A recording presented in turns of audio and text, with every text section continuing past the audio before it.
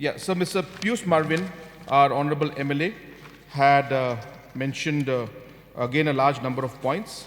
He talked about export point at Bagali and the road construction to be done there. Sir, we have noted this point down. He had also asked for more border huts in the export points out there. Definitely, sir, this is also something that we will definitely examine because all of this adds to, again, our target and our goal of the GSDP. So therefore, it's going as per the goal and objective of the government. So definitely, these are things that will add to it. We will examine this, sir, and see how we can move forward. He mentioned about the link road from Wakaji to Ranikor. So I have taken a note of that also. There were some issues and concerns out there by different civil society. So all those aspects will also have to be taken into consideration. And accordingly, only then will we be able to take a decision and move forward. So he had mentioned about the Mauput sub-center to be upgraded to CHC. So we will note this down also and discuss with the department on how we can move forward. Sir, the fact that the Ranikor Higher Secondary School needs to be upgraded, he had mentioned, and also appointment of teachers who can speak the language was mentioned, sir. So definitely, sir, we will get these matters also examined. I will not be able to give any specific commitment right now, but I have noted these points down. He had mentioned about the tourism potential in Nongna area and in Ranikor. And so definitely from a tourism aspect, again, as I said, our goal is clear, sir. We realize that to reach $10 billion economy, 80,000 crores, tourism plays a very important role. And hence all these suggestions that are coming in, which is going to help us reach that target and that goal, is obviously something that we're going to work on. So therefore, the suggestions coming in, when he mentioned about the tourism spots in Nongna and Ranikor, sir, we have noted them down. He had also requested if the artificial turfs can be looked into. Again, sir, as I said, from the larger plan of the government, then the next 5 years, we're looking at creating infrastructures in all the subdivision, block, and district headquarters. So obviously, sir, wherever the subdivision is there and the blocks are there, we will definitely work on those areas. So he's mentioned about power connectivity not being there in a large number of villages. And so those areas we have mentioned in our speech, in my speech, so that in the next 5 years, our goal is to saturate all these aspects. So whether it's road connectivity, mobile connectivity, or power connectivity, we have very, very categorically mentioned in our speech that our endeavor will be to ensure that we saturate that. So therefore, all these points are going as per the goals and targets of the government, and definitely we'll look into this. He's mentioned about a CNRD block, a new one in Southwest. And again, sir, he had mentioned to me once that there are certain parts of his constituency which sometimes have to travel 5 to 6 hours sometimes to get to the nearest block and avail the services. So obviously, sir, these are matters of concern, and definitely the government will look into all this. Sir, he had raised a concern about the Umi River and saying that it is causing a lot of devastation at the border areas, and therefore a mechanism in order to protect those villages need to be taken up. So we have a large budget for water resources, and we also have been speaking to Government of India to discuss on how we can ensure that we can have proper flood control and protection projects. So definitely we will examine this matter also. But of course, it will not be possible for me to give a complete commitment on this at this point in time. So he has also mentioned about the JJM project, which has not reached the villages. So we have covered about 3 lakh houses now under JJM. We have a target of about 6 lakh houses plus. So we still have about 3 lakh houses which need to be covered. So therefore, I'm sure that the villages which he has mentioned are in those lists. And as you know, sir, that this financial year, after seeing our work in the last 5 years, last 3 years, the Government of India has agreed to sanction 3,600 crores this year for implementation of JJM. It's the highest we've ever received, and maybe among all the states in the Northeast also, it will be one of the highest sanctions.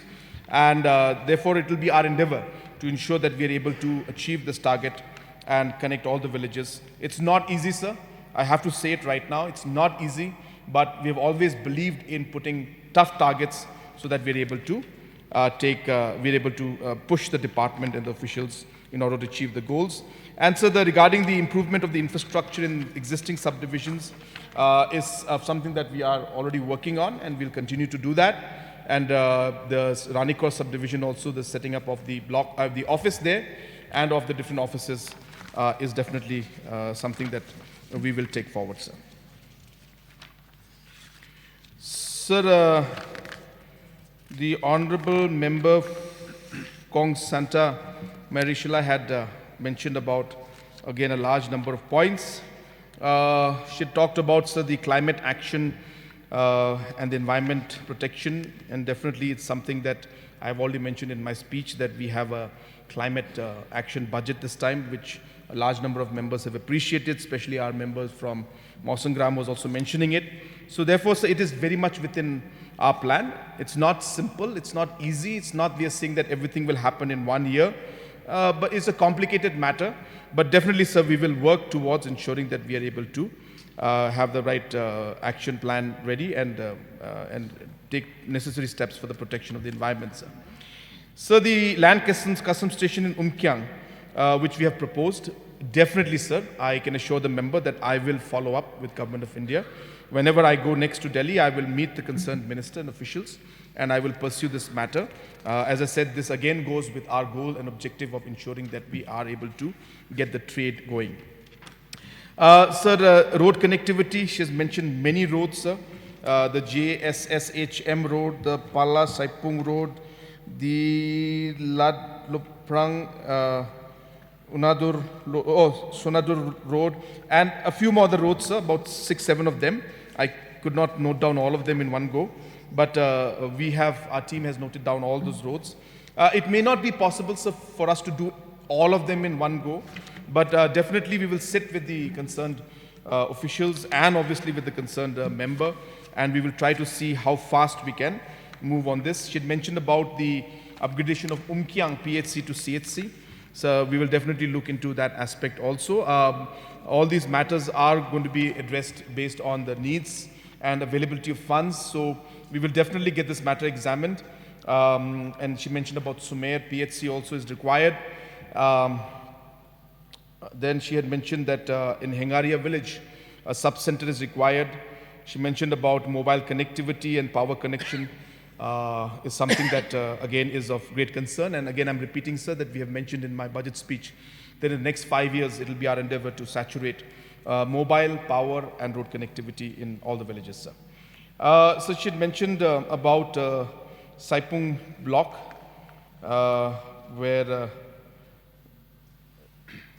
again, the power and mobile issues there. So we will obviously look into it. And so the district auditorium, which was mentioned by the honorable member, yes, sir, we have already planned that in every district headquarter, we should be having one auditorium, which is a convention center come auditorium. We should be having one movie theater, and so that we can promote our movies. And third is to have a state-of-the-art sports infrastructure so that proper games can be held. So these three things are something that will be there in every district headquarter. So Clariot, of course, will also get the benefit of that. So the honorable member from Mendi constituency by Maltron had mentioned about the blocks in his constituency, saying that there's a concern. So similarly, what happened in Sora district demand, when that happened, there were different groups that had got conflicting desires and conflicting opinions, and based on that, sir, we were not able to come to a consensus, and hence we had to put things on hold, and therefore we will be discussing further, sir, with the honorable MLA and with the public, and try to figure out how we could reach to a consensus, and only then, sir, will we be able to inform on the decision. So he has mentioned about infrastructure in terms of sports and tourism. Yes, definitely, sir. These are two areas which we will focus on. As he had correctly mentioned, that there are other constituencies in North Karo Hills received sports infrastructure, but also, sir, in Mendi area also, in Chisamapal village, we have sanctioned a gallery there, and wherever necessary, sir, we will also further give other sports infrastructure. There's a proposal also for Damas, so we will definitely examine that. And of course, for tourism, we will work on how we can further improve the tourism sector in in his constituency and of course in Meghalaya state as a whole. As mentioned, sir, tourism is a very important part for our overall goal and target of improving the GSDP of our state and taking us to a $10 billion economy, sir. So, Mr. Rupert Momin from Karkuta constituency has mentioned a large number of points, including suspension bridge at Chimapal and Sambrak. Sir, his area again is another area which requires a lot of connectivity. In the last 5 years, I'm sure that he will be satisfied and his people also will be satisfied that a large number of bridges which were not given in the past many years were actually completed or at least sanctioned, and work has started in many of the areas. But I'm sure more is required. So we will get this matter examined, and based on the budgetary availability, we will definitely look into this suspension bridge, because as I mentioned in my speech also, that through the CM Rural Connectivity Program, we want to connect the villages as well as put suspension bridges in a lot of areas which are not connected. Sir, it's quite, amusing also, and at the same time quite interesting to hear about the traffic problem in Karkuta. So we have all been talking about traffic problem in Shillong, and Karkuta also is having a traffic problem. So maybe this is also a sign of the development that is taking place in the fact that Karkuta is moving forward, that today we are having traffic congestion there, sir. But sir, at the end of the day, honorable member was mentioning about a civil subdivision out there, and that would help in decongesting. Sir, I don't necessarily agree with the honorable member's argument that connecting the traffic to a civil subdivision, because I think civil subdivision will only increase the traffic because more people will come. But these are two separate points. But for traffic, sir, as you mentioned, intermediate roads and different areas connecting different paths he has mentioned. So I've taken a note of that, sir, and we will ask the department to examine how best we could address this issue also. So he had mentioned about the Baljek Airport, and yes, we are giving priority. In my speech, I have mentioned that we will try our best to make sure that Baljek Airport becomes operational by very soon. And so therefore, we may not be able to put large flights, but our endeavor is to see that we are able to start regular flights, small aircrafts from Shillong to Tura, Tura to Shillong. And I think if this becomes a regular affair, sir, this will be a very good sector. And I'm sure it will go full, because a lot of people travel.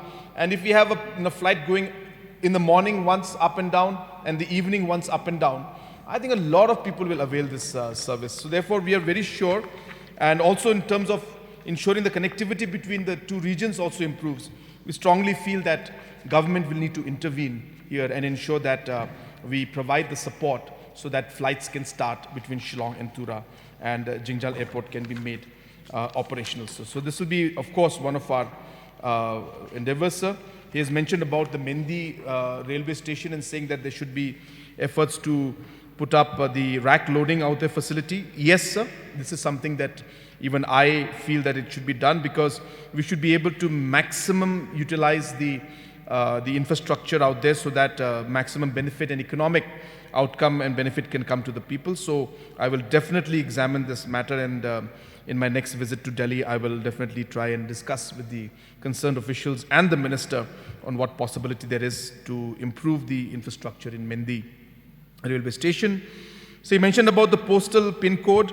I had been made aware about this for Damas area once, and I had written to the concerned minister in central government, but I did not get the necessary response then, sir. But I have noted it down, and yes, sir, it's a logistical problem. When the pin code is from Assam, then obviously the people living in this North Garo Hills area obviously will face a lot of challenges. So this is a very genuine point, sir, and we'll definitely look into this. Sir, he had mentioned about the banking sector and shortage of branches. So this is an issue that is throughout the state. So obviously we will definitely look into all of these aspects and figure out how we can resolve this issue. But just to share, sir, even as we speak, in fact, I think, yes, well, this is a good time. I can even go online right now, because at 7 o'clock, I was supposed to inaugurate 3 branches of bank. So it's great that it's coming up at this point in time. The branches that I'm supposed to inaugurate today is, anyway, so there are about 3 branches that are there. I can't find the particular message that came to me. So these 3 branches are going to be, I got it, sir. So remote launching of 3 HDFC Bank branches, namely Mendipathar, Bakmara and Pulbari, are being done today, sir. So it was meant to be at 7 o'clock, so it's quite ironic that it's 7 o'clock right now, and I'm mentioning this in the House. But like this, sir, we are working with many different banks to ensure that the banking infrastructures go up. But while we do that, sir, we are also ensuring that there are this banking correspondents, sir, who are like a mobile bank, and they are able to do small transactions at a very small fees. And this also creates employment also at the grassroots level, and more importantly, it provides accessibility to the banks, to the banking services at the doorstep. So this is also something that we are doing, and we will continue to move on this line, and we will try our best, sir, to ensure that more and more branches come in, because as we move along, most of the services are becoming direct customer-based services and direct transfer benefits, and hence banking services are very, very important, and almost every government transaction now is being done online, and even business transactions now are being done online, sir. So you had mentioned about the education infrastructure and Mendipathar College.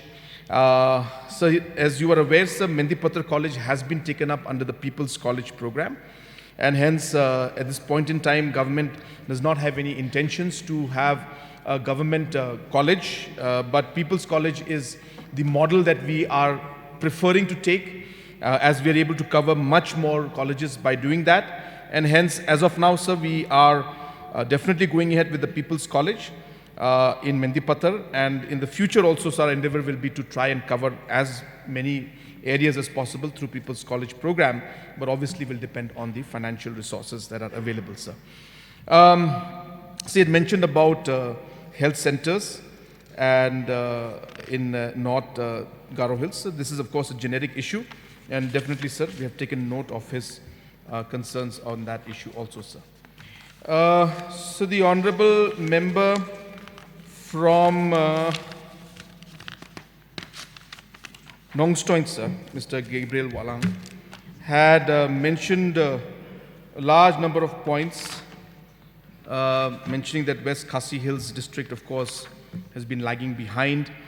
So he mentioned about the agriculture sector not having enough budget provision for modernization. Sir, this is, of course, very much part of our program, and definitely there is going to be a lot of work that is going to be done in the modernization aspect, to provide better equipments, to provide processing units.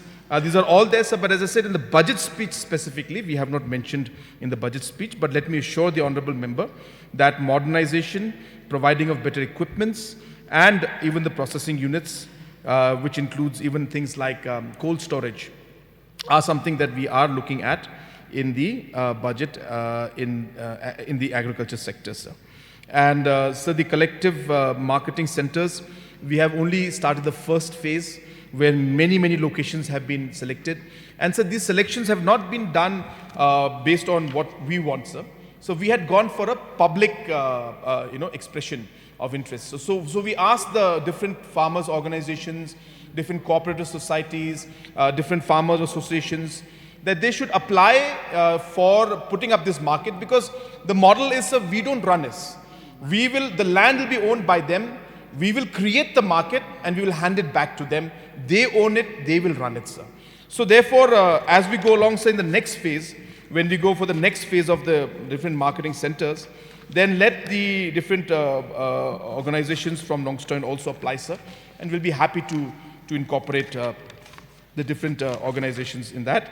Sir, you had mentioned about the hospital and the MCH hospital in Nongstoin, that there is some concerns there. So I have noted the point down, and we will do whatever is necessary, because this, of course, is something that is absolutely necessary. It again goes in line with the objective that this government has laid down in the budget, which is to ensure that we are able to provide better health services to our mother and children and improve the health facilities especially for our mothers. So this is something that I will personally take interest in, and whatever needs to be done to ensure that we are able to operationalize this and provide the services, sir, we will definitely look into the matter. It mentioned about the fact that Nongstoin Civil Hospital is not having even dialysis machine. And so this was a matter, in fact, in most of the civil hospitals, we were not having the dialysis machine. But this we have realized is a major problem, sir, because it's just not possible for the patients to travel, forget, 2, 3, 4 hours, even for half an hour, 1 hour. And if the road conditions are difficult, then it's really a big torture for them. And therefore, a basic service like dialysis service must be available, at least in the district headquarters, and as far as possible, even in the CHCs. So we will do our best, sir, to ensure. We have started this in some of the district headquarters. I will definitely move on this and ensure that we are able to take this up. Also, apart from that, of course, he has mentioned about ultrasound and other equipments also. So I will have a meeting with the health department, and we will figure out how we'll be able to, if not in one go, at least we will be able to, in a phase-wise manner, we'll be able to take up this matter and resolve this slowly and steadily, sir. So he's also made points about the road connectivity within Nongstoin town. He had mentioned about the different roads in Layagaon Road. I'm sorry, I'm not able to read my own writing now. Nongstoin to some, he had mentioned some road. But sir, it's not, the list is here with me. I'll go through it once I finish my, the points that I had written. I'll go through the points which the officers have written. And when I go through that, sir, I'm sure I will come across the point mentioned by the Honorable MLA then.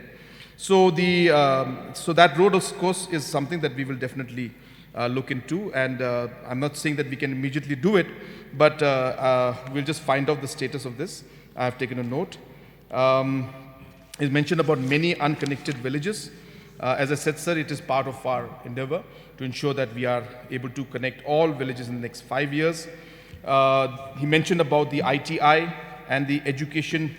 The polytechnic work has stopped in Nongstoin, so definitely we will look into that also and ensure that whatever the problems that are there because of which the work is stopped, we'll try to get this activated. Sir, he mentioned about rehabilitation center in Nongstoin, and so this is definitely a very, very genuine demand, sir. And we strongly felt, and I've mentioned again this also in many, many platforms, that drug control and the rehabilitation program is something that is of very, very great importance to us. And that's why, sir, there is a very large program that the government of Meghalaya is working on, which is called the Dream Project. Yeah. So under the Dream Project, sir, it's Drug Reduction, Elimination and Action Mission, so DREAM. So under this, sir, there's a mission that has been created, and under this mission, we have a proper framework, institutions, different budgets that we have put into place. And all of this there is in this mission. I don't think I'll be able to go through the entire mission framework right now, as it will take a long time. But sir, we have already created, just to give an example to all of you, so we have created a budget also provision that in the next 5 years, close to 50 crores is what we're going to spend on this and create the necessary infrastructure and the different programs under this DREAM project so that we are able to create rehabilitation centers and reduce the overall drug menace in the states. So this is a very, very comprehensive program. This was, in fact, put up last year, and now we are in the process of implementing it, sir. So therefore, Nongstoin definitely will be in the picture also for the drug rehabilitation center. He has mentioned about disability school. I don't have the exact details with me right now on this, but I've taken the point. And so artificial turf, which is mentioned, I have already replied that our plan is to have a proper sports infrastructure in all the district headquarters, and therefore, obviously, Nongstoin is a district headquarter, and we will be implementing this scheme out there. Sir, he has mentioned, we have taken up Nongkhnum as a tourism destination, and I have personally seen and gone to Nongkhnum area. I've seen many parts of West Khasi Hills district, and really, sir, the huge potential that West Khasi Hills district apart from other districts also that has for tourism, is massive, sir. And therefore, it's just a question of creating the right infrastructure and facilities, and then being able to connect the tourist in terms of a package, a tour package, and market it well is what we require. So definitely we feel that all these areas can really be developed. And as I said again, we expect the tourism sector to add about 6,000 crores only from accommodation to the economy. So therefore we want this tourism aspect to grow. And as he had mentioned himself, so that in the 5 lakh job employment, this will play a very important role. So the Kinshi project that he has mentioned, I don't have the exact status with me right now, sir, but I can, in fact, share it with the honorable member. He can come meet me anytime in my office, or he could also meet the concerned minister. But I don't have the exact status. I'm sure it's somewhere here in the reply. And if the honorable member does have time, then I can, towards the end of my reply, as I go through these different documents, I will mention about the Kinshi status also. Sir, he had mentioned about this is a very important point, sir. So he had mentioned about the disaster management in terms of the different natural disasters. And so this is something important, sir, because it's something we have discussed in the cabinet also, that the damages that are there to the houses, by the time the money reaches the poor people, because these are mostly economically backward areas and people, at least the ones who need it, it's very late, as correctly mentioned by him. So we have created a provision now where the deputy commissioners now are given the freedom in one sense, or the flexibility, I should say, not freedom, but flexibility to create temporary arrangements in terms of giving, tin, CGI sheet tins as and when required, and a special provision of additional 25 lakhs has been created for this. And even for the GR, general relief that is there, the amount that is there, that amount also can be used if necessary, so that the people don't suffer for too long. So it's a very valid point, but we have ensured that this advance amount is kept, and we have not only kept the amount, but we have also decided to increase the amounts. So therefore, these are very good suggestions, and I have noted these suggestions down, sir. So Mr. Olin Suen, our MLA from Mawsonram, had again mentioned about water conservation, and he had said that there should be an interdepartmental arrangement, and that's precisely, sir, the model that we are following. So the water policy that we created, where we had different departments now linked up, is exactly the reason why the policy was created. We realized that water issue is not just a PHE issue, or a water resource issue, or a soil conservation issue, or a forest department issue. All these different departments must work together, and not only departments, the community must work together, and central government must work together, and different NGOs must work together. So hence, we created a very comprehensive water policy. We are the first in the country, sir, to have a water policy, and that's why Mr. Gajendra Shekhawat, when he had come to review the PHE work, he had mentioned about this, saying that Meghalaya is the first state in the country to have a comprehensive water policy, which then ensures that all these departments work together to ultimately resolve the water issue that we're having. So therefore, the suggestion given by him is absolutely correct, and I can assure him that that is exactly what we're doing. And it's not just interdepartmental, but it is also working with the community, working with the central government, working with NGOs, working with students, with the government, with education institutions. All will have a role to play. And in this, we are ensuring that all the departments, specifically of the state government, they are working together, sir. Sir, as mentioned by him about the civil subdivision, and he had mentioned that in Mawsonram also the people are suffering. Sir, as I had mentioned earlier in my speech, in my reply, that Mawsonram area is definitely one area which is very, very disconnected, and people from Mawsonram area towards the border have to come all the way to Shillong for basic services, and that's like almost 4 to 5 hours journey for them, and it's very, very difficult, sir. So definitely, sir, we have noted this point down, so, but at this point in time, it will not be possible for me to assure the honorable member. We have to sit down as a cabinet, and also we'll discuss with all the other officials, and we will also discuss with the public, and then we will decide on how we can move forward. in this aspect, sir. Sir, he had mentioned about overall development of tourism. Again, sir, Mawsyngram area is again very beautiful, sir, and there's a huge scope for tourism out there also. And that's the reason why, sir, I mentioned in my opening remarks about tourism and how tourism is going to play a very crucial role for us. And that's why all the strategies that we're mentioning, tourism as at the core of all those points that are there, sir. So definitely, sir, Mawsyngram will also picture in our agenda on how we can take forward the tourism sector, not just in Mawsyngram, but all over the state, sir. Sir, the Honorable Member mentioned about the lack of manpower and machinery in the Agriculture Department. Sir, again, as I mentioned, the Agriculture Department per se has certain programs that they're doing, but we have other agencies also which are implementing different programs of the different externally aided projects. And we also have programs that are being implemented by the Planning Department. So as and when required, sir, we are working with the Agriculture Department in many programs, planning and agriculture, and other departments are working together. And definitely, sir, we will examine this suggestion, and wherever we require to ensure that more machinery or manpower is required, so we can definitely examine that aspect also, sir.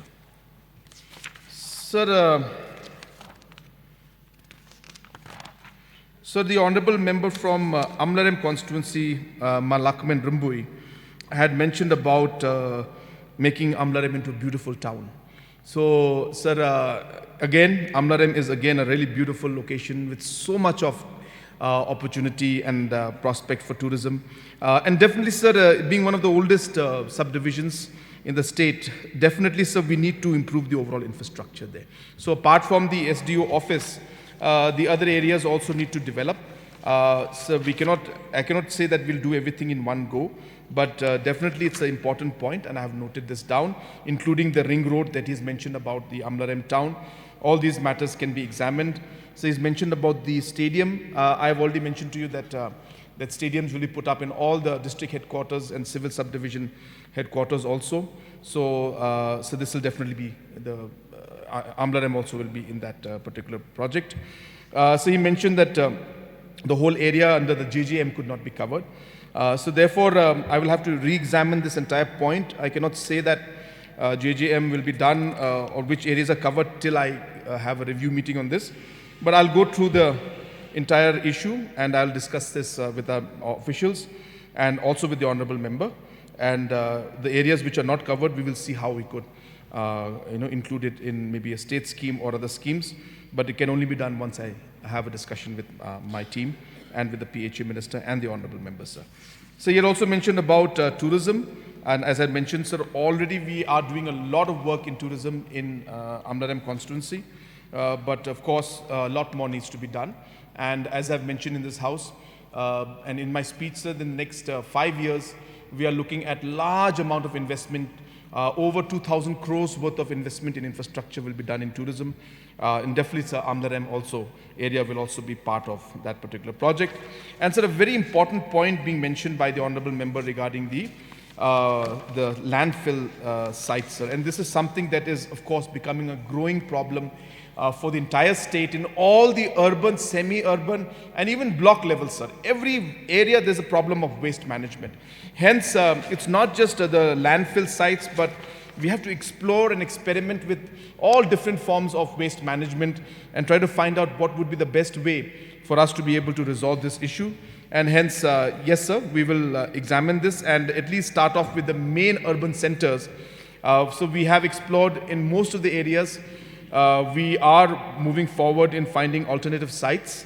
I don't have the exact report with me, but definitely, sir, waste management is one key issue when it comes to the Urban Affairs Department, and even, in fact, as I said, even smaller subdivision headquarters and even the block of areas are also having problem of waste management. So a comprehensive policy will have to be created in this. So you had mentioned about the hawkers problem. I have mentioned that this is something that we are very, very seriously concerned about, and that's the reason why we have repealed the earlier act put in by the state, and we have adopted the central act, and now the necessary steps will be taken in order to relocate and find a space so that we're able to decongest the important locations. So yes, definitely, sir, the hawkers problem is something that is very important. Sir, you had mentioned about the Kyangnamba integrated course that is there and said that it has to be properly implemented. I'm sure the Education Department has noted it down.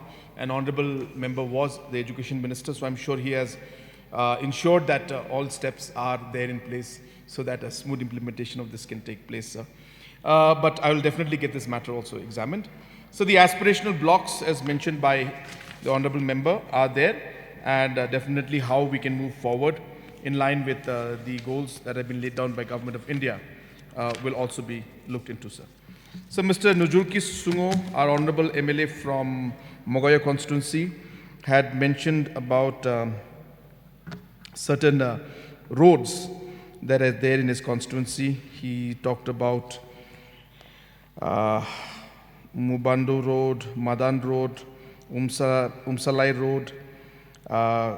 Then he had mentioned about this Khatkaslang Road, Maujurjam Road, and also the other roads that were mentioned by him. That was road going towards, if I'm not wrong, sir, the Laskin to Salining Road and the Laskin to Boroto Road.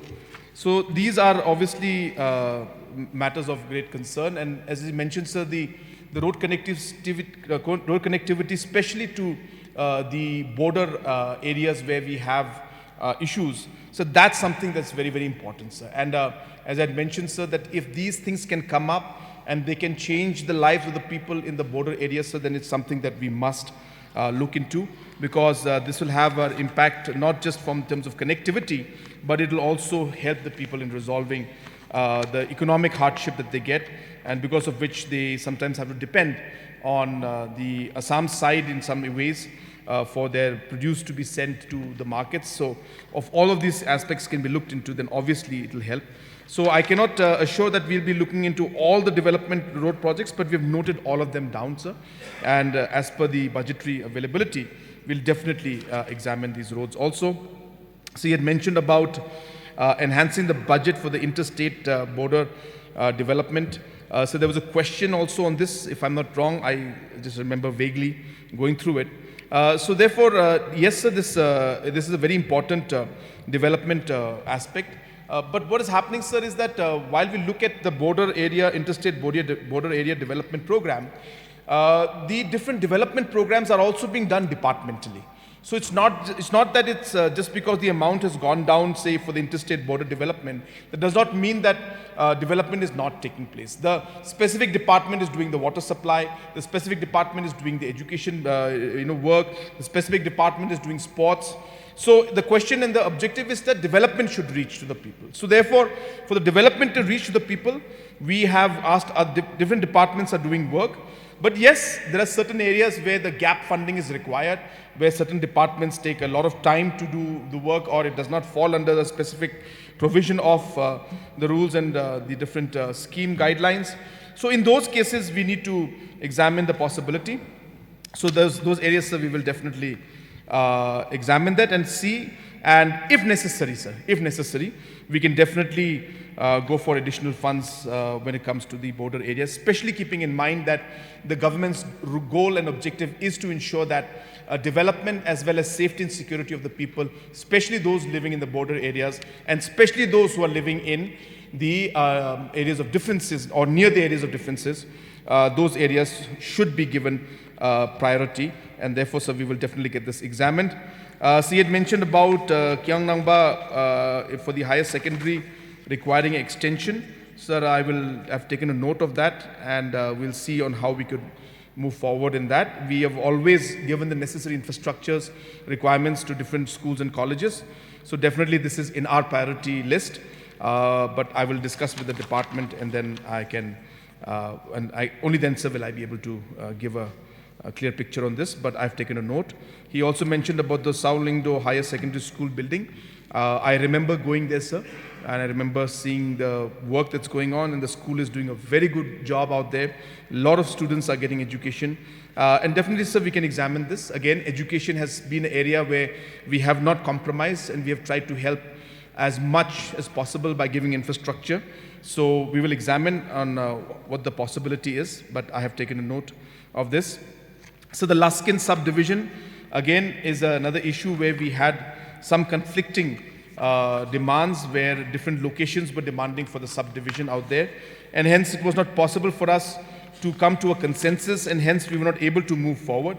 But definitely, sir, we will take all the people on board. We will discuss with everybody, and we will see how we'll be able to come to a conclusion. And then, sir, we will decide on how we can move forward in this. But definitely, sir, we'll examine this particular issue also. Sir, Mr. Bantedor Lingdo, our MLA from Mokundru constituency, had mentioned about his great experience with Mr. A.T. Mondal, the Honorable Power Minister, where in matter of 24 hours his matter was resolved. And so precisely that's the reason why he is back as Power Minister, sir. So that he is able to resolve the other issues also. As correctly mentioned, sir, Mr. A.T. Mondal has been somebody who has promptly responded to the concerns of the members and the public at large. And I'm sure that the power sector, which is facing a lot of challenges, sir, as we speak, I'm sure he will do justice. And therefore, sir, we will work on that. And he mentioned that, sir, about billing issues and the issues that electricity bills are delayed. So all these aspects now are being looked into. We have putting softwares and different technology is being put in place to ensure that the bills reach on time, even through SMS. So all these aspects are being done. Revamping is going on as we speak, and it will be our endeavor to ensure that all these aspects of bills coming late and because of which the power is being cut, these matters, sir, will be addressed in the days to come, sir.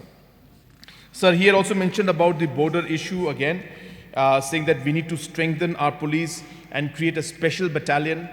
So this matter has been examined about creating a special battalion or special force for the border areas. But sir, as of now, we have gone with the creation of border outpost and putting up manpower because it gives us more flexibility. If we have a special border battalion, then we'll be restricted to only the border areas. But sometimes in the given system, we'll need to use the manpower in different situations. And hence, even the creation of border outpost, and this has been sanctioned now, sir. So new posts have been sanctioned, and therefore we will keep expanding the manpower in these areas. And as and when required and necessary, sir, we will look into this proposal also of a special battalion. But as of now, the government does not have any specific intentions to go for a special battalion for the border force. But as I said, manpower will be augmented and safe for the safety and security and for the confidence of the people living in the border areas, sir. Sir, we also then had Honorable Member from Mairang, Shrimat Balingdo, who had again mentioned also of the issue of the border issue and safety. Sir, again, we have been working towards that, and he had mentioned that in the previous government, large number of initiatives were taken to ensure that we are able to resolve this. And the fact that the MOU has been signed. And yes, sir, we will ensure that sufficient manpower is put in all the sensitive zones in consultation with the local people out there. Sir, he had mentioned about the drug menace.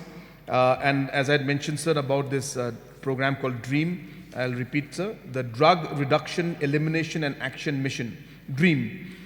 This is a project, sir, a mission which is working towards attaining the goals of drug-free Meghalaya. And as I said, sir, we have budgeted about 50 crores for the next 5 years to create a different mechanism to address the issue, not just of ensuring that the supply and the drug routes are closed and continuously the police is working to ensure that people who are working in this are caught. But apart from that, sir, we are also looking at rehabilitation centers. So all of this be done. This project also involves a large awareness program. It involves community participation. So it's a very comprehensive plan and a mission that will engage all the different sections of society and stakeholders. And together, so we will try to find a way in which we can reduce the drug menace. So the DREAM project is what is the mission that we have. And as I said, we have a mission mode program for the next 5 years. And obviously, sir, we'll require the support and help from all sections of society, including our elected members, to be able to ensure that Meghalaya becomes drug-free, sir. So he had mentioned about the scholarship and the salaries being on time. Sir, I want to take a few minutes here to once again remind the House and all the members and the state also, sir, that the teachers, sir, the classifications are very important, sir. We need to realize that we cannot say teachers and put everybody under teacher category, sir.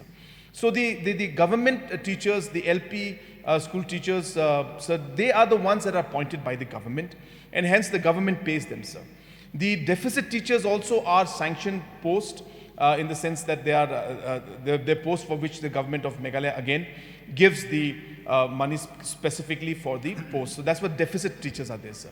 And then comes the ad hoc teachers, sir, who are private schools which was started and run by the private managing committees. And since they could not manage their expenditures, the government started giving them a grant. So these are not teachers which are appointed by the government, sir. So therefore, it's not a salary being paid by the government directly, sir. It's a managing committee that pays them. Even SSA schools, that's how it is. And therefore, this is not a direct salary paid by government. So hence my clarification here is that we should not combine all teachers together. We need to understand the different categories. But in spite of that, sir, we as a government feel that even though the ad hoc teachers are not direct government teachers, they are teachers appointed by the managing committee, and these are private run schools, even then the government would like to see that even they should get their salaries on time. So our endeavor and our effort, whether it's to SSA teachers or to ad hoc teachers, will be to see that we are able to provide the salaries on time. It's a huge task because it entails a large financial pressure on us, because without getting the funds from Delhi for SSA, if we have to give the funds and suppose the salaries don't come for 8-9 months, then it puts a huge financial burden on us. But keeping in mind the larger interest of the teachers, of the SSA and ad hoc, even though they are not appointed directly by the government, they are private schools run, of course, SSA is a Government of India program, and the ad hoc schools are private schools. Even then, sir, it will be our endeavor to ensure that we will do whatever possible to give the ad hoc grants on time and even the SSA salaries on time, sir. So apart from that, the scholarship, as I mentioned, I have given the details of the scholarship of how many students did not get, and as you can see from my reply, sir, 95% of the students got on time. So there is no issue as such. Majority of the students are getting it on time. But the areas where there are concerns, where the students did not give the details and information on time properly, or the mistake is there, we are trying to sort those issues out. But again, it will be our endeavor to ensure that in the future, we are able to resolve this issue also, and all the students who deserve to get this should get their scholarship on time, sir. Sir, the honorable member had again mentioned about the environment and that we should make efforts to improve this aspect, and as mentioned, sir, we have a environment budget, and we're working on that. And then, sir, he mentioned about single-use plastic should be banned. Yes, sir, this is something that is definitely also mandated from the central government side, and this is something that is a very important point, and we need to ensure that from all angles this is looked into, and I can assure the House and the members, sir, that we will definitely work towards going for a ban for single-use plastic, and the steps will be taken. It may take some time for us to completely make sure that logistics are in place, but this is something that as a government, we also from environment, as I'm handling the Forest Environment Ministry also, so I will ensure that proper steps are taken so that this particular goal is achieved, sir. Sir, he mentioned about the sewage management. Yes, sir, this is a larger problem which we're facing in the bigger cities and bigger towns, and therefore a comprehensive plan will have to be made in order to resolve this issue also. But as I said, right now, immediately, sir, it will not be possible for me to give it any specific commitment on this issue, but I have noted this point down. Sir, he has mentioned about the support to be given to students who are going for civil service exams. So we had started a program at one point in time where we were supporting about 100 students to have online civil service coaching, but for some reason we were not able to take this forward. I think it was the COVID time that it stopped. But definitely, sir, we will examine and try to find out how we could continue either that program or we could have a different manner in which we could do it. But this definitely is a great proposal, and we'll definitely look into this, sir. So you had mentioned in the health sector that the infrastructure and services overall should be improved. Equipments are not available, and more equipments are required. As has been mentioned by many other members, sir, yes, this is an important issue, and definitely, sir, we will work and towards ensuring that overall infrastructure and the equipments are supplied at the different health centers. So he had mentioned about the DIPR and about the media houses and how to look into the problem. Sir, you're aware, sir, that we have come out with the policy also in this matter, and for the first time now the different advertisements rates have been finalized by this policy, and we've also defined the rates in which we'll be able to give the different advertisements to different agencies, be it under the social media platforms or online news agencies, or the print or electronic media. All those things have been defined, and definitely we're working on that. We have also put in the pension plan for them, so that also is being worked out. This is in the new policy. And third, also is the fact that now DIPR will be the nodal agency that will also handle the different bills, because earlier each department used to do it individually, and hence it used to take a lot of time for the processing of the bills. But now the DIPR is going to handle it. We will see that these will create reforms. So these different policies that have been created will lead to a large improvement in the overall system. Sir, he had mentioned about timely completion of roads and ensuring that there's no delay. Sir, let me assure the member and the House that we have been very, very particular about timely completion of work, sir. And this also is stemming from the fact, sir, that today Government of India is being very, very supportive to give us funds for the capital investment. And those states that are working and using the capital fund being given to them are getting bonuses. So if you have read my speech, sir, in detail, you will see that I mentioned about the capital fund. And we may be one of the few states that has received bonus for utilizing those funds well, sir. We were given a budget of 600 plus crores, but because we were able to implement it well, we were given an additional 300 crores as bonus. So we got about 1,000 crores under that scheme in the current financial year. And that is because the different schemes are being implemented fast. So we are ensuring that we implement things and payments are made, UCs are submitted, and work is going on at a very fast pace, sir. But yes, there could be certain projects for whatever local reason or specific reason to that project could be delayed. Sir, I would be happy to examine and re-examine those projects, and the honorable members, wherever they see that work is being delayed, they can always approach me and let me know, or the concerned minister, and I can assure them that I will personally look into this matter, because I'm very particular myself that the project should be completed on time. And lastly, sir, he had mentioned about the infrastructure in Mairang district, in the Eastern West district. And yes, sir, again, it is going to be our endeavor to ensure that all the administration units in different locations are given the necessary support in terms of creation of infrastructure, and we will take necessary steps even in regards to Eastern West district of Mairang district, sir. So Mr. Gavin Mellim, the MLA from Sora constituency, had mentioned about his road connectivity, and he had said that 37 villages out of the 97 villages are not connected. So his area is, of course, very, very complicated in the sense there's some villages which are very, very steep, and connectivity is tough, sir. But as mentioned in the budget speech, we are going for saturation of road connectivity, power connectivity, and mobile connectivity, and hence it will be our endeavor to ensure that all these 37 villages that he had mentioned, I heard him say 34, but my officers mentioned 37, so I put 37. But whatever the villages that are there, we will ensure that we take this matter up. Sir, he had also given suggestions for the health sector, I have noted those suggestions also down, sir. And for the youth, sir, he mentioned about creating a commission for the unemployment issue. Sir, this is a good suggestion, but I'll get this examined on whether we go for an unemployment or employment commission, or we go for a youth commission, or how can we give a more broader perspective to things. But the suggestion is positive, sir. I can definitely get it examined because, as I said, we are looking at this goal of creating this 5 lakh jobs, employment opportunities. And hence, whatever helps us to achieve that goal is something that we will look into.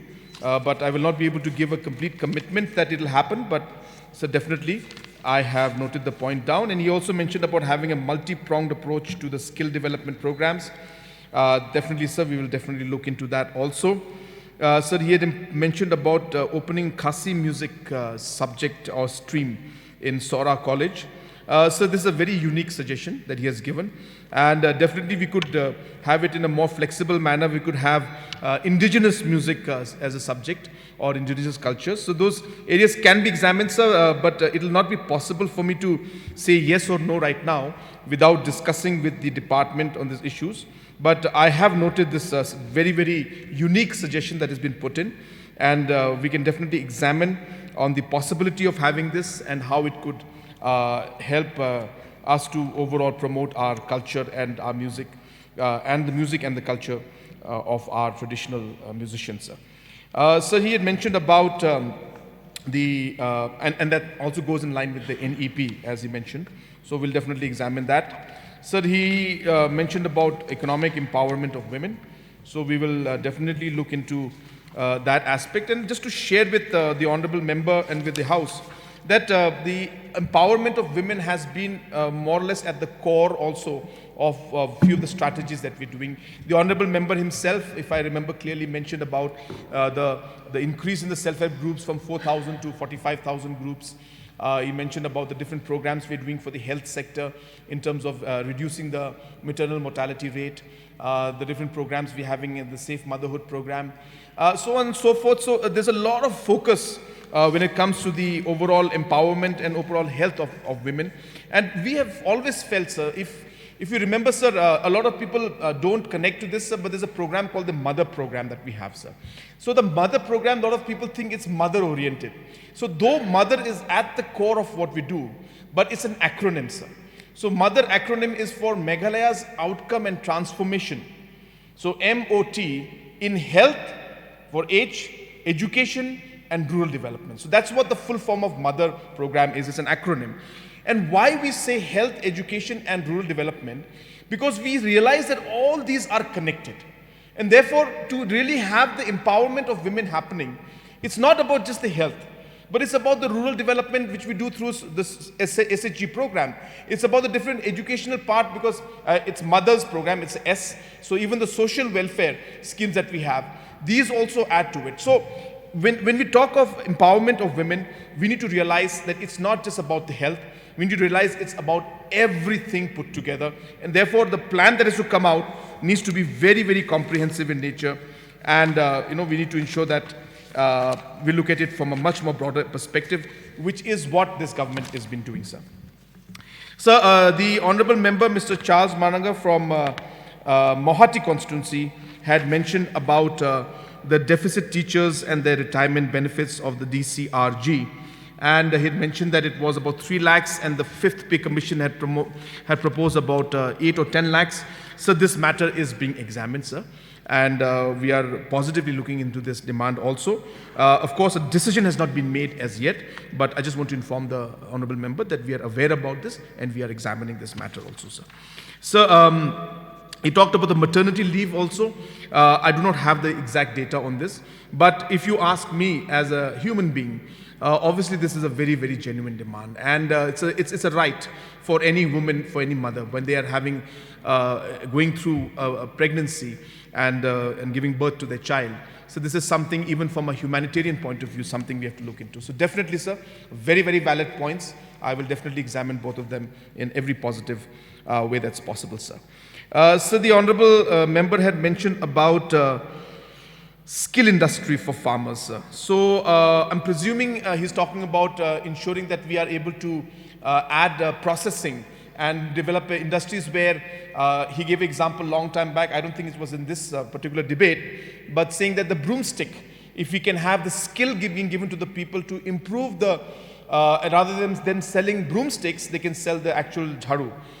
So that kind of a value addition, so that they can do, necessary skills should be given. So let me inform the member that this is one of the key areas that we're working on. So I want to take a few minutes explaining this to everybody, sir.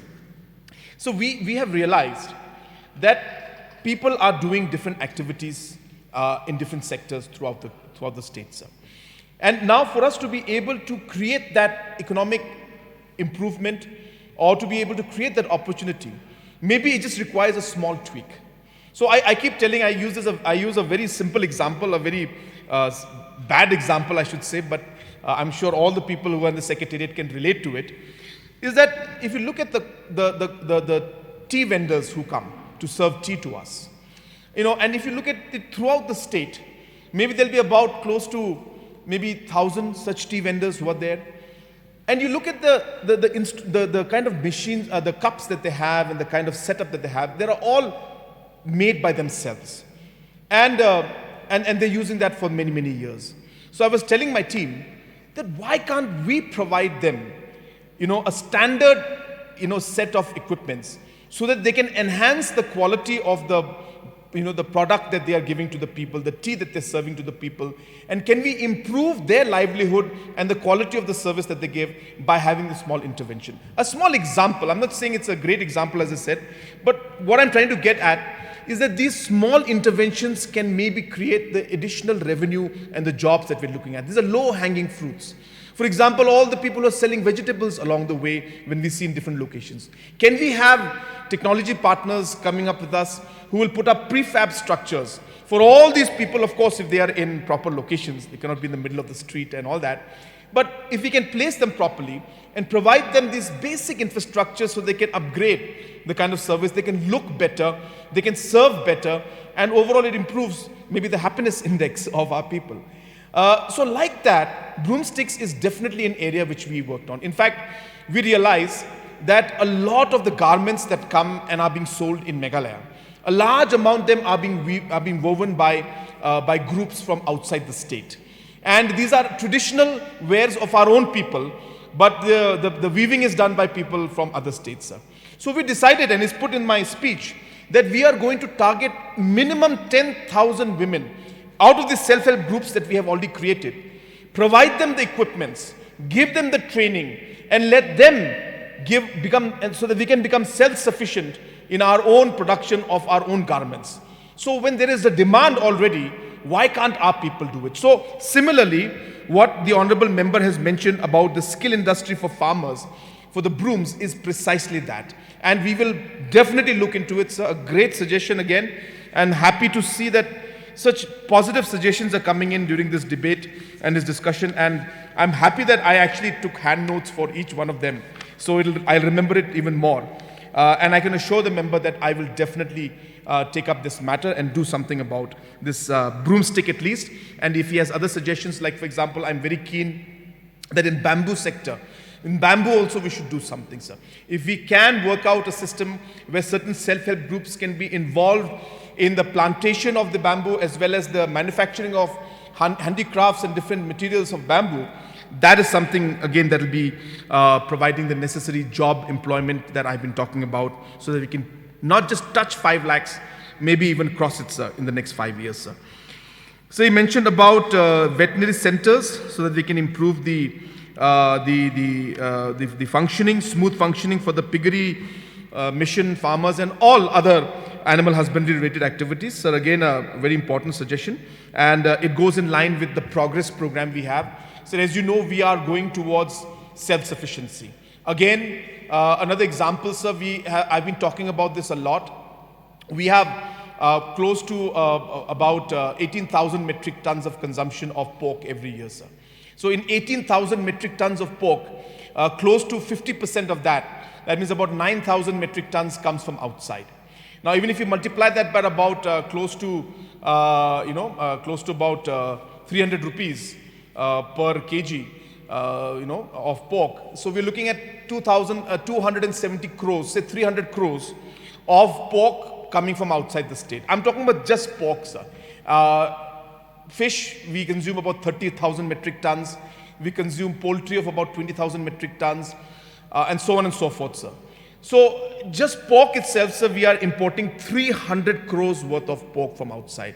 So if we are able to become self-sufficient, then this money will go to our people.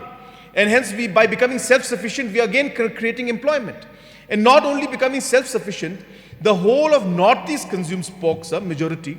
And hence, Meghalaya could look at becoming even a supplier in the region. So that's the kind of opportunity that is there. And for us to be able to achieve this in the right earnest, somebody had mentioned, sir, I can't remember who, that we need the feed also. So feed is one part. One part is the medicines and the veterinary centers. So all of these go hand in hand. We cannot just simply distribute the piglets and not have the support structure to actually take care of the system. So this goes hand in hand, and let me assure the member, it's very much part of our program, because as I said, if you look at this budget speech, sir, it is not a budget speech that is looking at a short-term goal. This is not a budget speech that is looking at just one dot. So we are looking at multiple dots, and we're connecting these dots to create the next 50 years picture of Meghalaya, not just the next 5 years, sir. So this is a project that is based, it is a speech that is based on a long-term vision, and hence all these points that he's mentioned out here about creating the veterinary centers goes in line with our larger goal of becoming self-sufficient, so that we can take advantage of our own consumption and become self-sufficient and get this 300 crores only from pork. Other things put together, sir, is roughly about 2,500 crores worth of meat that we import from other states. All this can go to our own people and can create employment. But for that, we need the feed as well as the veterinary centers. So it goes in line with our points that we mentioned. Sir, he mentioned about the 5 crores that we have mentioned in the budget about the movie industry that we are trying to promote, sir. So that's just about the local movies, sir. Yes, he has mentioned that for local dance, there's no specific mention. But yes, sir, the local dances, the culture that is there, there's a larger, of course, budgetary provision where we will look into all of these aspects. But I have taken note of that suggestion also being made by the honorable member. He mentioned about the choirs, if they can also be given support. Sir, I again want to take a few minutes to share this. So we have been discussing with the team and with the cabinet in regards to what we call, sir, as the music economy and the sports economy. Sir, it's important for us to realize that when we are looking at a particular sector, we cannot be doing only piecemeal work. So when we talk about sports, it's not about just creating infrastructure. The sports has to be seen as a sector. It has to be seen as an industry. It has to be seen as an economy. Therefore, when you're focusing on sports and saying, well, let's create stadiums, the stadiums will have to go hand in hand with training centers. The training centers will have to go hand in hand with different leagues that we'll have to have. The leagues will then have to be supported by the state government, where every player should get a certain fees being paid by the government of Meghalaya, so that it becomes an employment opportunity for that person when he plays a match. So instead of getting 500 rupees to play a match, the Meghalaya government should support and give 10,000 rupees for every match. I'm giving a number, but that number may change. But that's the kind of a larger picture we need to see, sir. So therefore, we need to create a sports economy. And that's when we'll be able to see it being sustainable and being something that will create value in the long run and ultimately create jobs in the long run. So similarly, sir, music has the same potential. And the reason why we have this potential is because we have the talent for it, and the people are passionate about it, sir. So these two things is the greatest gift that we can have. So it only requires the government to create the system, create the infrastructure, create the policies, provide the funds, and I can tell you, sir, in the next 5 years, Meghalaya can become a very, very strong source of music economy and sports economy and even a media and cultural economy, sir. So we are going with a very, very large and comprehensive plan on how we can do things. It cannot be a piecemeal basis and small project. So therefore, a choir group being supported is something that we would definitely look at. Sir, he had mentioned about Social welfare and creation of more ICDS centers, definitely, sir. The health of children is something that we are really working on and prioritizing. We will definitely look into that aspect also. Disability centers, he had mentioned, sir. Of course, I do not have the details with me right now, but definitely, sir, I can examine that matter also. So, it mentioned about a number of villages in his constituency which are not connected by road. Again, sir, it's something that we are looking at from the whole state point of view. He mentioned about the Sonidan road, which is now being done. Work is progressing, sir, but he has mentioned that the Sonidan Umsiang road section has not been done, sir. We will get that examined and see how we could move forward in that line also, sir. So that has not been done yet, but I will definitely get the matter examined, because obviously it's a natural extension of the existing road already happening. So it does make sense for us to complete it, and it will also give an accessibility to the state of Assam for more economic activity around that area, and obviously improve the employment opportunity for the people, sir. So the next member, sir, Methodius Dakar, our MLA from Moshunrut constituency, sir, had many points. I'll just rush through a few of them, sir.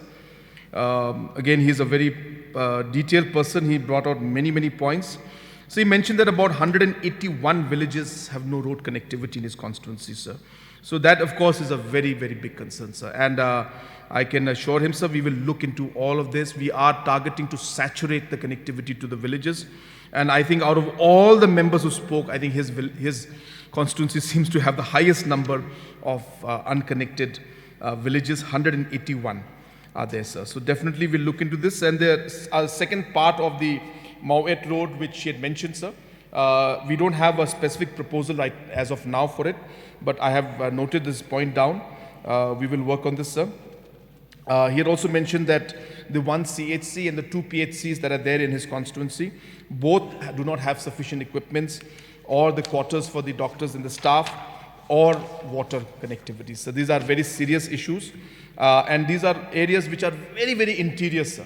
And they don't have the necessary connectivity, and hence they require the necessary service. I will speak to the minister concerned and the department, sir, and we will see which areas we can immediately take action in and provide the services, so that gradually we can improve the services. We have a large number of centers which we need to take care of, so we may not be able to do everything in one go, sir. But I have noted the point down. So he had also mentioned about the shortage of staff in Ryangdo, and he had requested that upgradation can be done for Ryangdo and the Shalang centers. So this matter, again, as I said, we have noted down. We can definitely examine this, but I cannot give a specific assurance right now, sir, in the House. But I have noted this point down, sir. Sir, he had talked about improving Nongstoin, which the MLA from Nongstoin also had mentioned. And as I mentioned, sir, that we will definitely look into this aspect. Even a dialysis machine is not there. So we will ensure that the dialysis machine is something that we should do at the earliest, because this is a basic service. And I know that people really have a very difficult time just to get a basic dialysis done. And they have to travel for many hours. This is something that, sir, we will look into at priority level. So he mentioned about no government college being there in his constituency. So we are working and trying our best to ensure that we're able to create more colleges, sir. So just to give an idea to the people of our state and the members out here, sir. So we roughly have about 150,000 youth who, as per the norms of the government of India, who are eligible to go to college, sir. And if you look at this 150 students, out of them, sir, we roughly have about 80,000 to 85,000 seats available in colleges. So therefore, we clearly do not have sufficient seats for our youngsters and our youth who want to go to college. And hence, there is a very strong need for us to be able to move into that line. And that's the reason why we went for 23 People's College, sir. But of course, it's not easy because we have financial constraints and we need to look at all those aspects. But yes, sir, colleges are something we are examining very seriously. And as per the availability of funds, and resources, we will definitely examine this aspect also and try to see how we can resolve in this issue. But I cannot give a commitment as such, but definitely, sir, I will examine this. He had mentioned that the subdivision does not have a building. Yes, sir, we will definitely look into that aspect, because I have promised to all the members in the House that the infrastructure we'll try to create may not happen in one go, as I said, but this particular subdivision was formed almost 5 years back, and therefore the necessary infrastructures need to be put in. So he mentioned that out of the 277 villages, he said that only 173 villages have JJM. So hence, we need to really work on this, sir. And for JJM, we have a large budget, so we are hopeful that we should be able to cover. And he mentioned that out of the rest of these villages, about 67 villages don't have any power connection. So again, sir, this is again part of our agenda to saturate the villages that are not having power connection. Definitely, sir, I've taken note of this. And he mentioned about erratic power supply, which is something that we are facing in many parts. But this is a larger problem we have, and so obviously we'll need to look into this in a much more detailed manner. So he mentioned about the sporting talent that we have, and that there is not enough infrastructure for them to bring out the talent and practice. Sir, I've already mentioned in my budget speech that we'll be having close to about 1,000 crores of investments in the next 5 years to create very, very good infrastructures at the grassroots level. And that's the minimum amount which we plan. We hope that we'll be able to do much more, because we realize, as I said, that to be able to create a sports economy, we need to obviously create the infrastructure, but apart from that, the supporting structures and the supporting financial requirements also needs to be put in, sir. So he had mentioned about the coal mining, and yes, sir, we are moving very, very fast. I have had talks with the coal ministry also, and we are seeing a lot of positive movement taking place. We are hopeful, sir, that in the West Khasi Hills district, we will see the mining licenses happening very, very fast. I cannot say when, sir, but as I said, we are seeing things are moving in the right direction, and we're hoping for the best. And the earliest, sir, we hope that we should be able to see scientific mining start in our state, sir. So in tourism also, he mentioned that we need to put up strong infrastructure. And yes, sir, his area also is another area which is very beautiful and has got a high potential for tourism. Definitely, sir, we will examine this. As I mentioned to the House earlier also, we are going to spend almost close to 2,000 crores in the next 5 years in infrastructure in tourism. This is through different externally aided projects and through the state budget and through central schemes like Swadesh Darshan. So we will look into all these aspects, and we'll see that how we can ensure that even Moshin Road constituency gets the benefit of that, sir. Sir, the points of Mr. Rennington and Mr. Merrillborn are not there in my handwritten notes, because that's when I was having lunch, sir. So I could not note it down, but it's here, sir, in the notes. I will just get to their points, so after some time. But in the meantime, sir, the points mentioned by Mr. Ronnie Lingdo, our MLA from Melim constituency. So he had mentioned about apple cultivation. I am not very sure, sir, about the prospect of apple because of maybe the humidity and all the other factors that are there. But definitely, sir, the proposal has been, or the suggestion has been given. I will get the matter definitely examined. So he mentioned about the Yo Maolong issue, where the traders are taking a lot of cut from the farmers. So yes, this is a complicated matter, sir. It's been there, and that's the reason, sir, why we felt that the best way to handle the situation is to give more options to the farmers, so that they can go either to Yo Maolong, or they can have their own farmers market, or they can have their own transportation, so that they can send their market directly to the other buyers, so that 1917 platform is there, so that they can explore other ways in which they can help the farmers. So all these other options are being created, so that parallel networks are there, sir.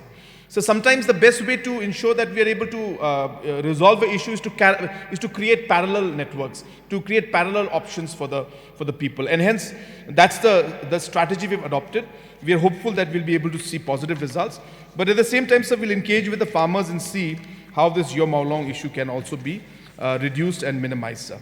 So he had suggestions regarding the feed was the suggestion that had come from honorable member for Melem constituency. And he had also mentioned that the veterinary hospital can come up at Upper Shillong, sir.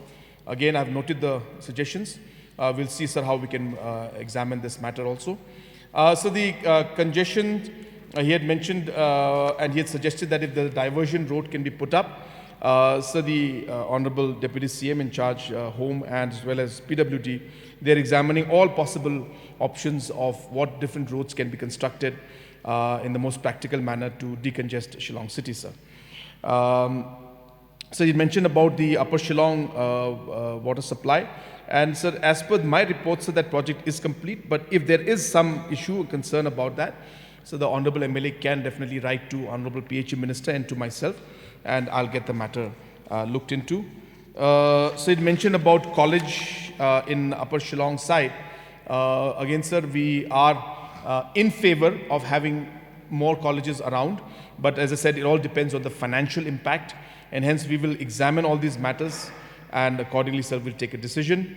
So the early childhood program, he had mentioned about eggs being given to rural areas also, and if all can be included. Sir, I do not have the details of this program fully with me right now, but the concern of the overall stunting of the children is obviously a big concern, and therefore all steps necessary to ensure that we are able to address this issue will be taken, sir. Again, sir, he had mentioned about the immediate relief under natural calamity. As I said, sir, we have relaxed some of the provisions, and we are allowing the DC to be more flexible in terms of support being given to the people post any natural calamity, sir. Sir, the different boards have been created, and he had mentioned that it's good that the medical recruitment board was created, and it is precisely serving the purpose that it's meant to. And we will also work towards ensuring that MPSC and other agencies also and commissions also work in a much more efficient manner, sir. Sir, the concern that the Honorable MLA also had was the 55 litres and the GJM. And he said that it's not happening. So the provisions are there, and it requires that 55 litres should be given to the people every day. Every individual should be given every day. In case there are areas which they are not receiving, sir, they can always write to us and we can get the matter looked into. There could be certain areas because of the source itself that they don't get the necessary water. But as per the provisions, sir, they are supposed to provide 55 litres per person, per household, sir.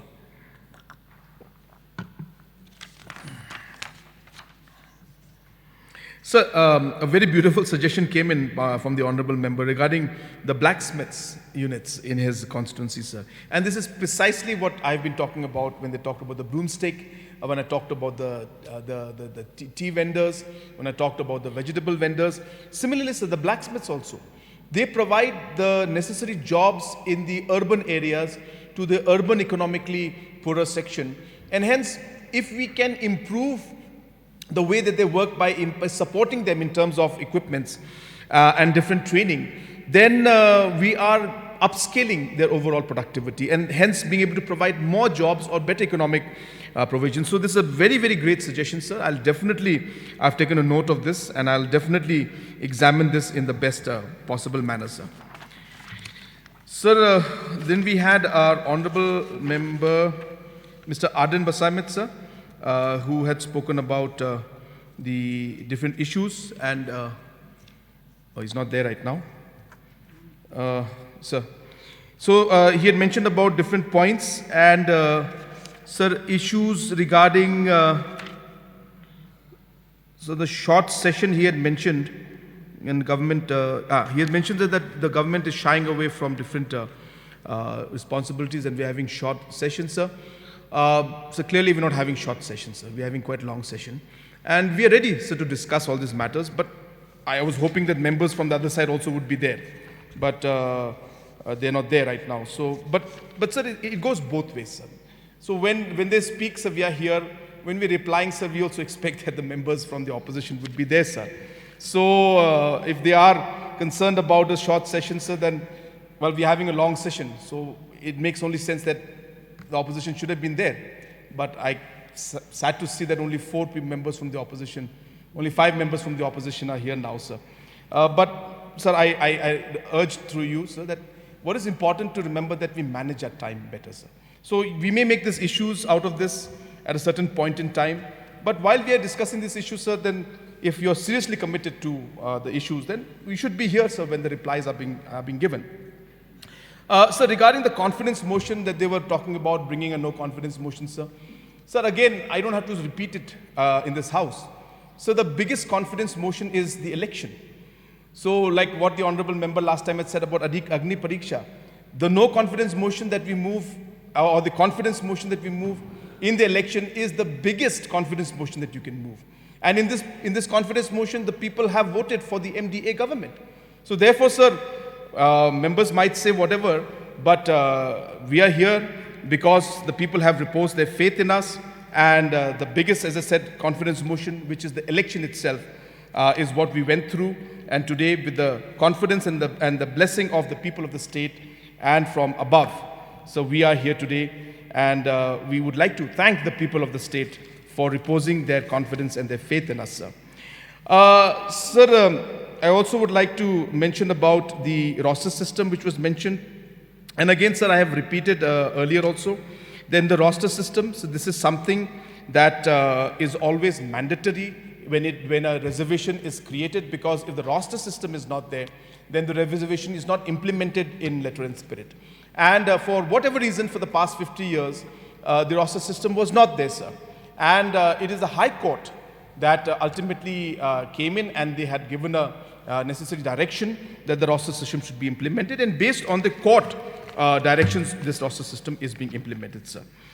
So regarding the issue of the reservation policy and all the other matters that are being mentioned by the honorable member, sir, I have taken note of the different points, and definitely, sir, we're examining the matter.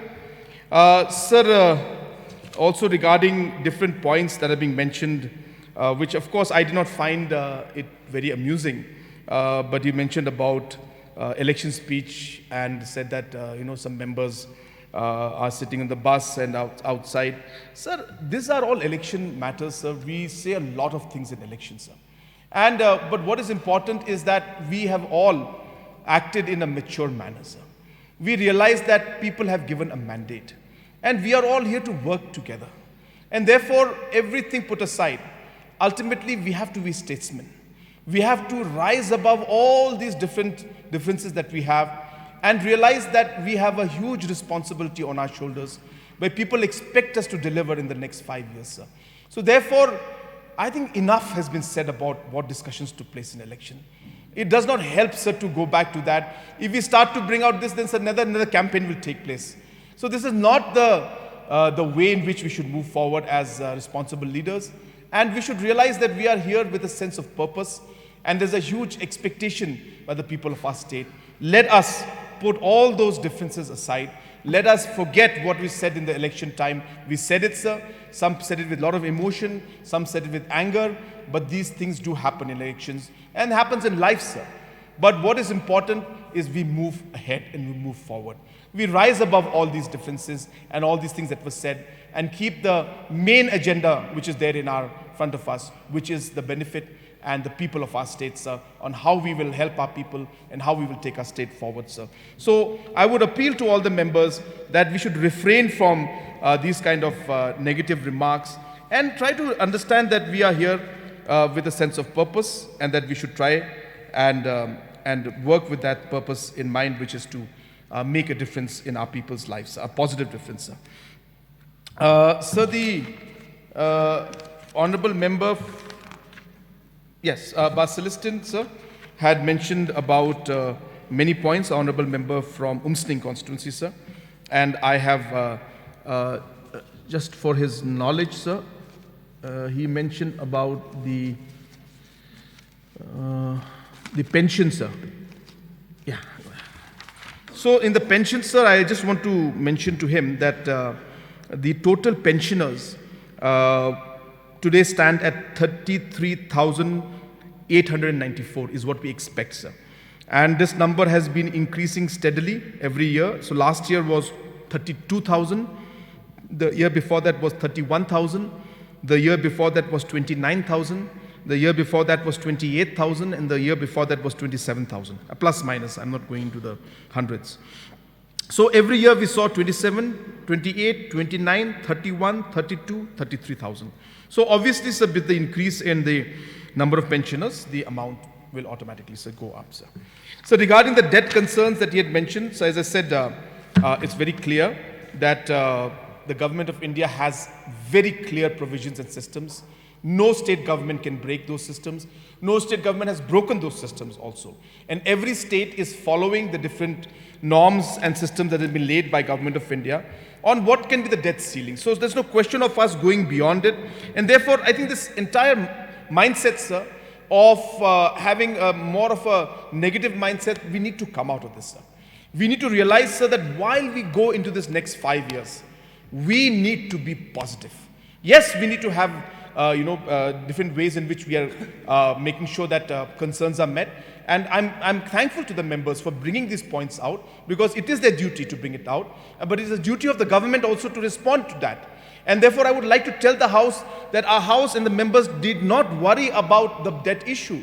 We are very much within the limits that have been prescribed by Government of India. We have not crossed those limits because Government of India will not allow us to cross those limits.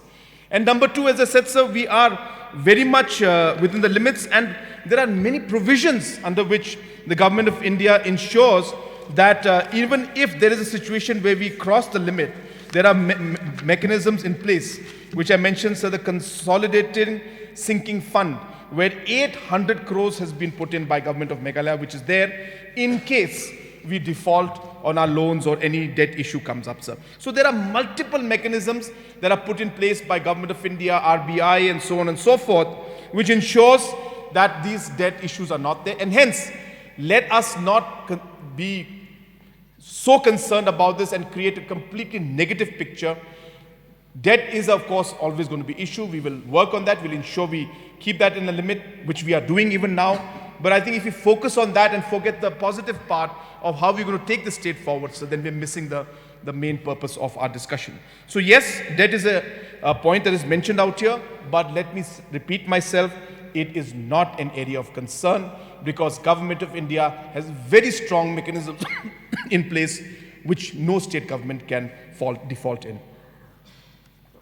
So the CM Affordable Drug Centers, which was mentioned, he mentioned about the fact that fake medicines, so we'll have a very strong system. Obviously, we can't allow those kind of things to take place.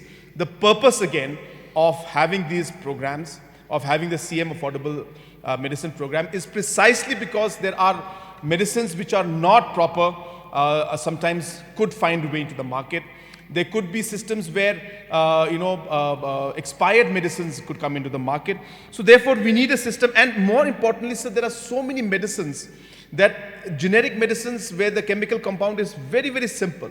There is no need for people to spend 10 rupees, 15 rupees on the different branded medicines when they can get the same medicine for 1 rupee, sir.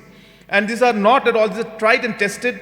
And this is what has been done in many, many parts of the world. And this model that we are adopting is a model that has been done by the Tamil Nadu government, where this CM Affordable Drug Scheme is then run by a society, and different entrepreneurs then are brought into the picture, and they run these stores, and there is a larger wholesaler then who tests the medicines and specifies which medicine can be given, and that's how this program is done, sir. Sir, again, measuring happiness, I have mentioned that it is a kind of a thought process that we are moving towards, because we strongly feel that we cannot simply go by a number like a GSDP, which is important. But if all our decisions are based on GSDP, then we forget the human factor part and we become hardcore economic people. So hence, from understanding that yes, we need to get the economic policy and financial policy correct, but we also need to understand that while we do all of this, we're doing it with the objective of keeping our people happy. And hence, to measure that is very important. We may not have a clear black and white way to measure it, but at least having that sense that we should do it is a starting point, and we will try to keep improving it on it. And as I mentioned, sir, the allegations are there, sir. Allegations will always be there. You know, I was mentioning, I think the honorable member was not present that time, that there have been allegations against the Congress government, sir, during that regime. They had allegations of the Commonwealth Games scam. They had the allegation of the chopper scam.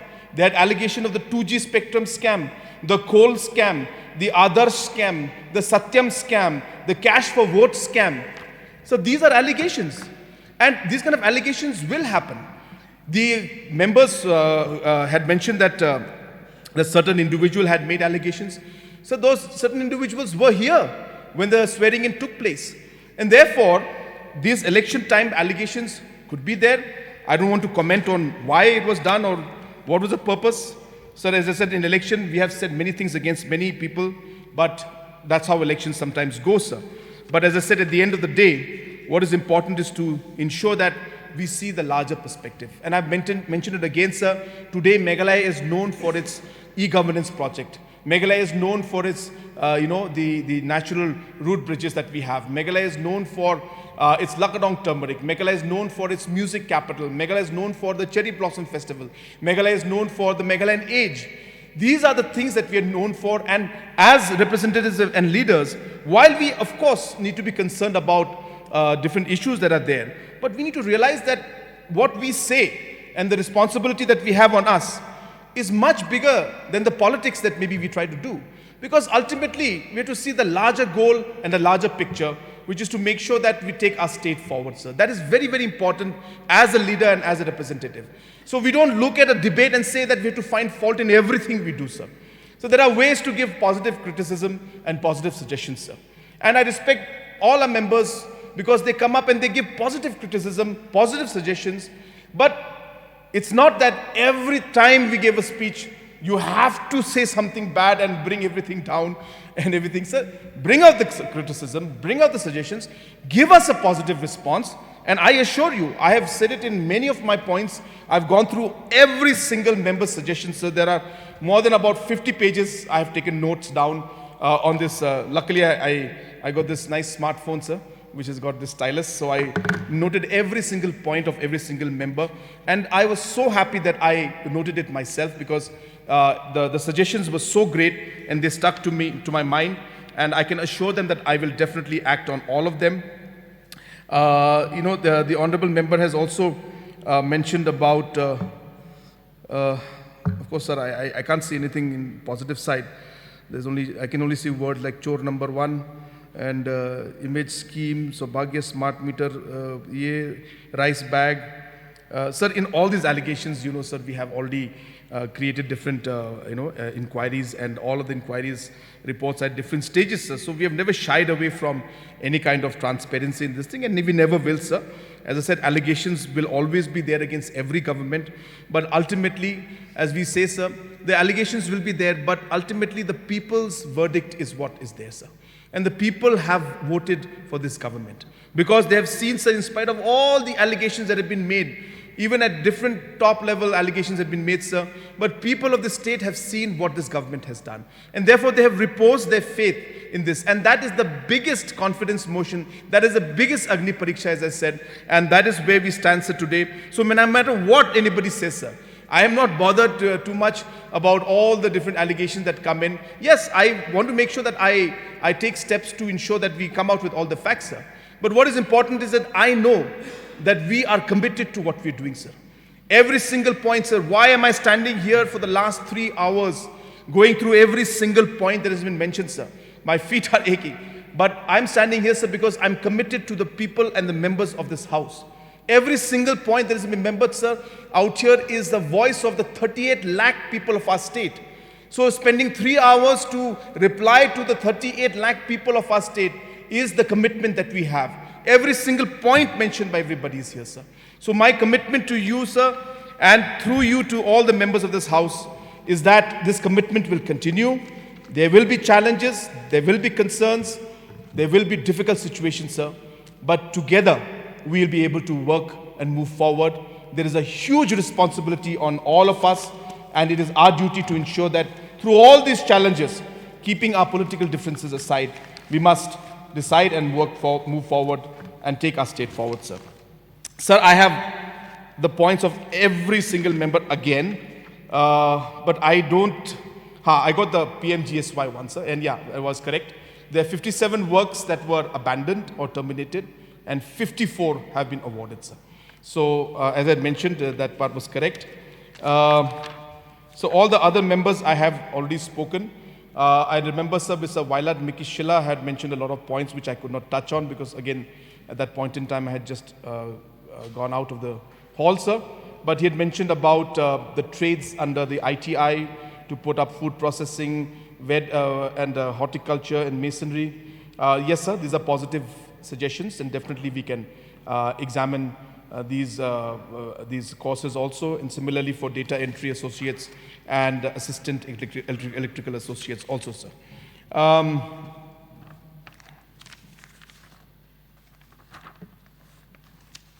So the other members for whom I have already mentioned, I'm not going through their points.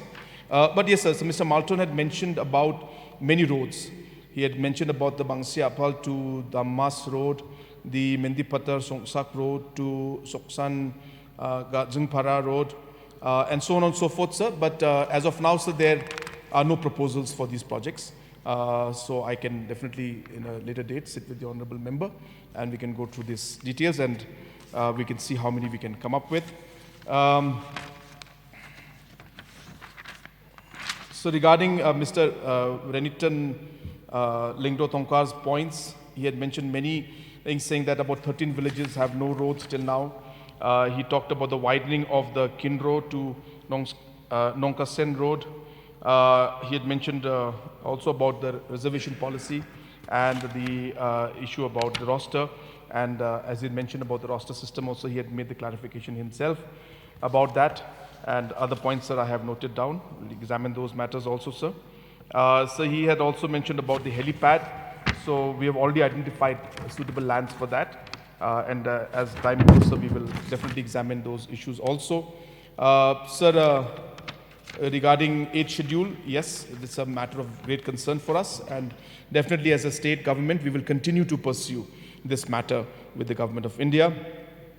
So he had mentioned about the auditorium in Ribhoy and many other points, sir. I have noted all those different points out here.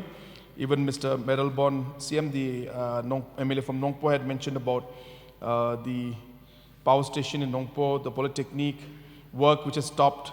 So this also we will definitely look into. Completion of the new assembly buildings, so that's definitely your priority.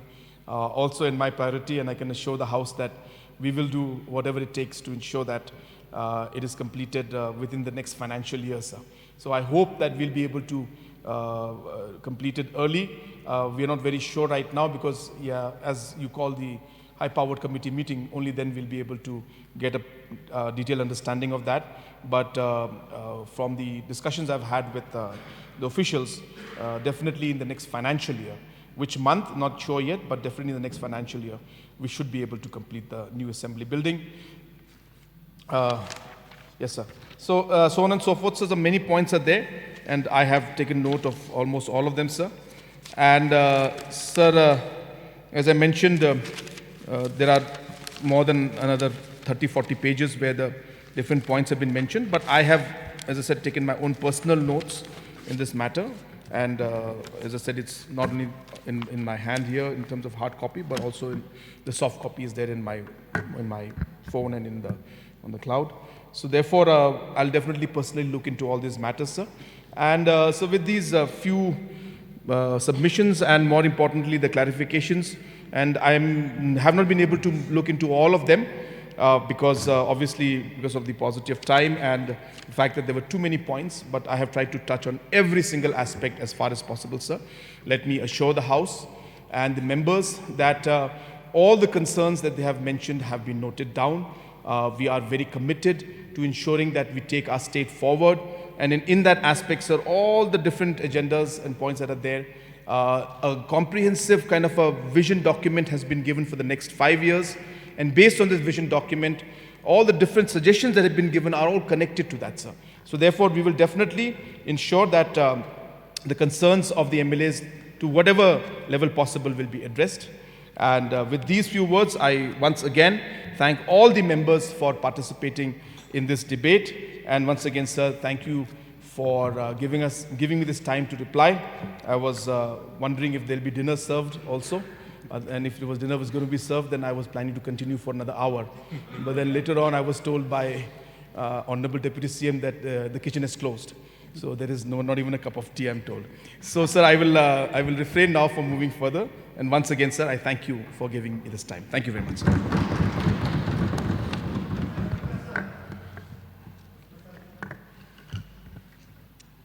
Master Speaker, sir, I'm very thankful to the Chief Minister for the elaborate reply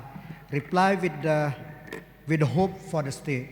But I think this is a fit case of the longest speech in history of Indian legislature. I think we have to apply to Guinness Book of World Record for this particular reply of the Honorable Chief Minister.